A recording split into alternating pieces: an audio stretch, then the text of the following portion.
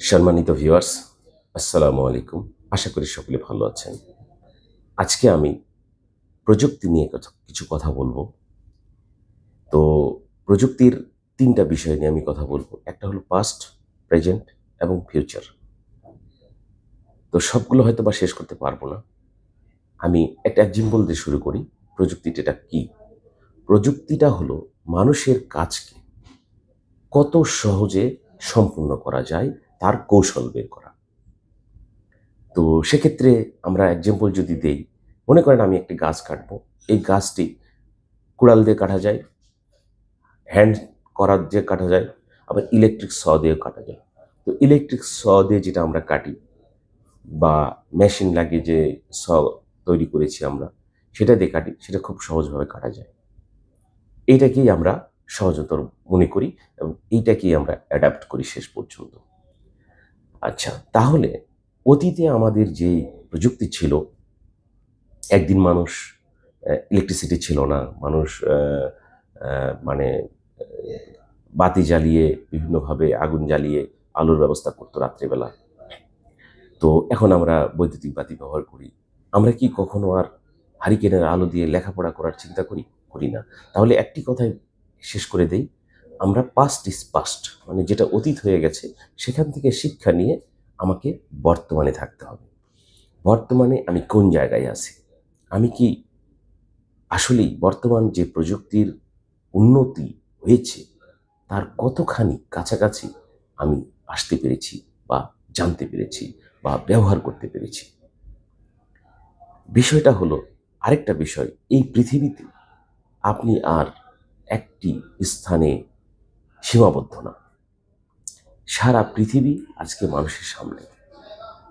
এই প্রযুক্তিকে যারা লালন পালন করছে, প্রযুক্তি তৈরি করছে, আমি যদি বাংলাদেশের কথা চিন্তা করি, আমরা ম্যাক্সিমাম প্রযুক্তি আমদানি করি, সব কিছুই প্রায়।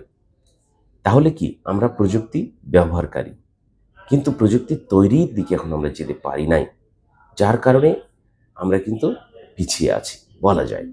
তবে তাই বলে যেই প্রযুক্তিগুলো আমাদের সাথে আসছে এগুলোকে অবশ্যই আমাদেরকে অ্যাডাপ্ট করতে হবে। আমাদের একটা কথা বলি যে মানে যেটা মানে খারাপ লাগলেও সত্য আর কি কথাটা। আমরা বিভিন্ন আজ থেকে ধরেন ৪০-৫০ বছর আগে বিভিন্ন ওয়াজ মাহফিলে আমরা শুনতাম যে টেলিভিশনকে শয়তানের বাক্স বলা হতো, তাই না? আমাদের বড় বড় ইসলামিক স্কলাররা ওয়াজ করতেন, সেখানে তারা বলতো যে এটা শয়তানের বাক্স, এটা বাসায় রাখা যাবে না, এটা ইসলাম বা ধর্মে এটা ইয়া করে না আর কি, সাপোর্ট করে না। তো এখন দেখেন ম্যাক্সিমাম ওই সব ইসলামিক স্কলাররা ইউটিউবে এসে তাদের বক্তব্য মানুষের সামনে প্রচার করছে। তাহলে টেলিভিশন আর ইউটিউবের যে পর্দা, এটার মধ্যে কোনো পার্থক্য কি আছে? কোনো পার্থক্য নেই। শুধুমাত্র টেকনোলজির উন্নতি হয়েছে, কিন্তু সেই সময় তারা অ্যাডাপ্ট করতে পারে নাই। শেষ পর্যন্ত মানুষ কেউ করেছে, কেউ করে নাই। যারা করেছে তারা এগিয়ে গেছে, যারা করে নাই তারা পিছিয়ে গেছে। এটাই বাস্তব সত্য। তাহলে এখন বর্তমানে যে প্রযুক্তি তৈরি করছে যারা, কারা? তাদেরকে আপনার চিনতে হবে। এখন তাদেরকে শত্রু ভাবা যাবে না। যে গবেষণা করে, যে সায়েন্টিস্ট, সে কিন্তু মানুষের মঙ্গলের জন্য করে। আর বিজ্ঞান আর রাজনীতিকে কিন্তু এক জায়গায় রাখা যাবে না। বিজ্ঞান সবার জন্য, এটা আল্লাহরই দেয়া।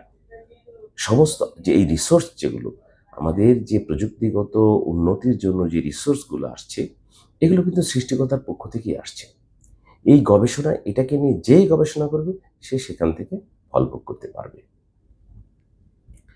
তো এই জন্য কোনো প্রযুক্তিকেই এটা আমেরিকান প্রযুক্তি নেওয়া যাবে না, এটা জাপানি প্রযুক্তি নেওয়া যাবে না, এটা তো খ্রিস্টানরা তৈরি করেছে। তাহলে আমাদের মসজিদে যে আমরা ফ্যান লাগিয়েছি, আমরা এসি লাগিয়েছি, এগুলো কে বানিয়েছে বলেন?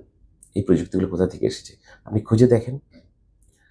আমাদের এই চিন্তা ভাবনার এই সংকীর্ণ মনতা থেকে বের হয়ে আসতে হবে। তাহলে আমাদেরকে, আপনি যদি তাদের টেকনোলজি অ্যাডাপ্ট করতে না পারেন, না করেন, আমরা কিন্তু অলরেডি করে ফেলেছি। আমরা ফেসবুক ইউজ করছি, হোয়াটসঅ্যাপ ইউজ করছি, আমরা ইউটিউব ইউজ করছি। কোনো এগুলো কিন্তু মেনে নিয়েছি আমরা, অ্যাডাপ্টেশন হয়ে গেছে। এগুলোও তো তাদের তৈরি। আমরা কি বাদ দিতে পারছি? হ্যাঁ, বাদ দিতে পারব, যদি আমরা নিজেরা ডেভেলপ করতে পারি। তো আমি বেশি কথা আজকে বলবো না। আমি শুধু একটা কথাই বলবো, প্রযুক্তি আমদানি করা বন্ধ করা যাবে না।